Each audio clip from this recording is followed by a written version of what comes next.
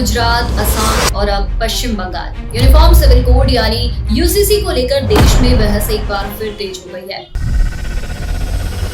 सवाल सिर्फ इतना नहीं कि यूसीसी लागू होगा या नहीं, बल्कि अब बड़ा सवाल ये है कि क्या कोई स्टेट अपने लेवल पर यूनिफॉर्म सिविल कोड बना सकता है या फिर इसका अधिकार सिर्फ संसद के पास है।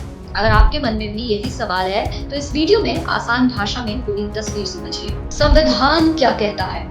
सबसे पहले संविधान की बात करते हैं। कॉन्स्टिट्यूशन का आर्टिकल 44 कहता है कि सरकार पूरे देश में एक समान नागरिक संहिता लागू करने का प्रयास करेगी। लेकिन यहाँ एक महत्वपूर्ण बात है, आर्टिकल 44 जो है वो directive principles of state policy का हिस्सा है, यानी ये सरकार के लिए एक गाइडिंग प्रिंसिपल है, लेकिन कोर्ट किसी सरकार को इसे लागू करने के लिए मजबूर नहीं कर सकती।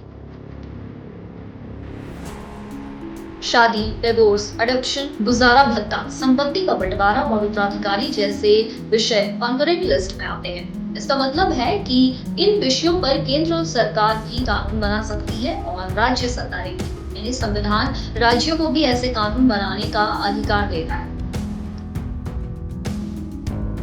अगर वेस्ट बंगाल विधानसभा में यूसीसी पास भी हो जाता है तब भी मामला यही तक होगा, क्योंकि संविधान का एक दूसरा हिस्सा जो है वो धार्मिक स्वतंत्रता की भी गारंटी देता है, यानी रिलीजियस फ्रीडम का। कई लोगों का मानना है कि अलग अलग समुदायों के व्यक्तिगत कानून उनकी धार्मिक और सांस्कृतिक पहचान का हिस्सा है। ऐसे में एक समान कानून लागू करना धार्मिक अधिकारों पर असर डाल सकता है। वहीं यूनिफॉर्म सिविल कोड के समर्थक कहते हैं कि अगर सभी नागरिकों के लिए एक जैसे कानून होंगे तो महिलाओं के अधिकार मजबूत, भेदभाव कम होगा और कानून सबके लिए बराबर होगा।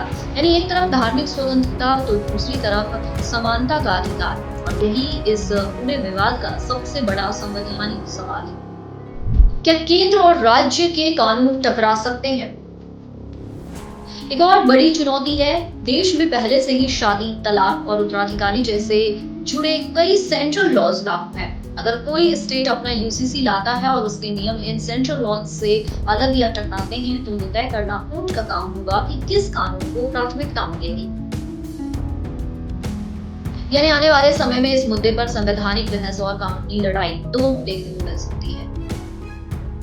आखिर यूसीसी बदलना क्या चाहता है? आज अलग अलग धर्मों के लोगों के लिए शादी, तलाक, विरासत और संपत्ति के नियम अलग अलग हैं। यूनिफॉर्म सिविल कोड का मकसद इन अलग अलग व्यक्तिगत कानूनों की जगह एक ऐसा समान नागरिक कानून बनाना है जो धर्म के आधार पर नहीं बल्कि सभी सिटीजन्स पर बराबरी से लागू हो। लेकिन यही बदलाव कुछ लोगों के लिए समानता की दिशा में कदम, तो कुछ के लिए देश की सांस्कृतिक विविधता और धार्मिक पहचान पर सवाल। यानी यूसीसी सिर्फ एक कानून नहीं बल्कि संविधान, समानता, धर्म और संघीय व्यवस्था से जुड़ी एक बहस है। अब देखना होगा कि वेस्ट बंगाल इस दिशा में कितना आगे बढ़ता है, और अगर कानून बनता है तो अदालत उसकी संवैधानिक वैधता पर क्या फैसला देती है।